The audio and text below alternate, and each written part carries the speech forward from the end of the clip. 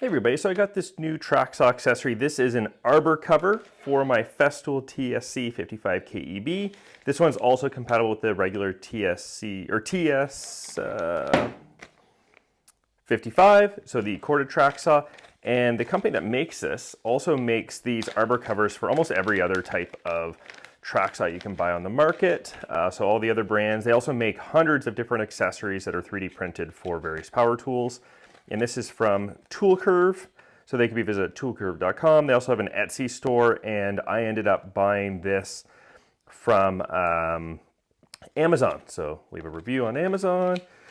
And this is not sponsored by any means, bought it with my own money, shipped it from the US to Canada, and this is it. So this is a 3D printed piece of plastic that perfectly fits inside this Arbor hole right here. So very nice quality plastic. I haven't had any 3D printed products in the past, but I'm really impressed with how smooth this is. Got their logo in there. Looks like nice tight tolerances. Does have like a little divot there so you can pry this off if needed. And just based on the dimensions of this, I do think that this could go this way or that way, kind of whichever you'd like. Let's just pop it on and see what this is like. Ooh. User error trying to do it with one hand. There we go. Yeah, so goes on nice and easily, very snug, but like in a good way. That will pry off no problem. And the purpose of this is that essentially covers this part of the shroud, so then more of the dust should end up coming out back and into the dust extractor.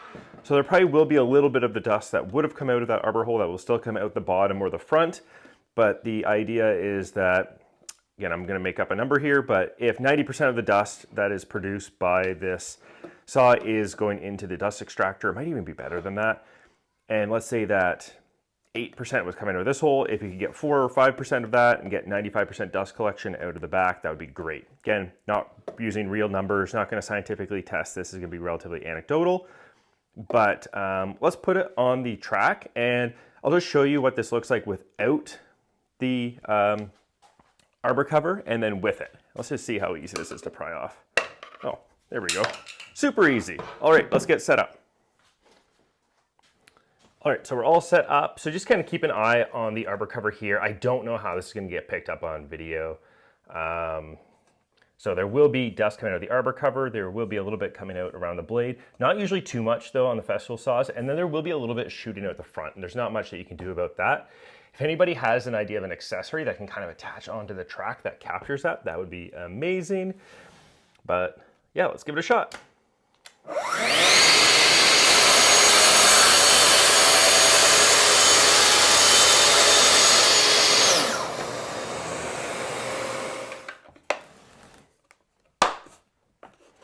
There we go. So we got it installed, and again, did it the other way. So yeah, it does fit both ways.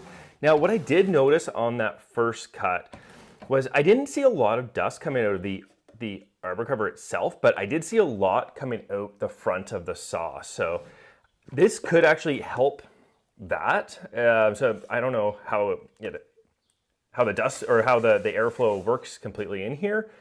But there was a lot coming out the front, so I'm just going to kind of anecdotally commentate on what difference I see with this Arbor cover on. So let's try this again.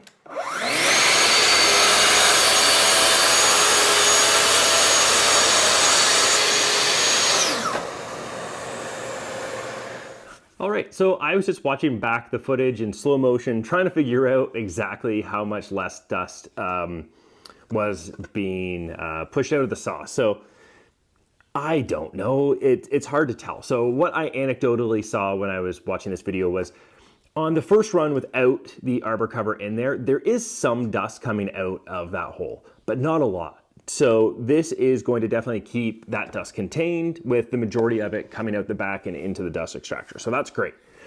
What I did think though, or what I did find, and again, this is anecdotal at best because I'm not weighing anything, but the dust coming out of the front of the saw. So without the Arbor cover, it did seem like there was more dust coming out the front of the saw.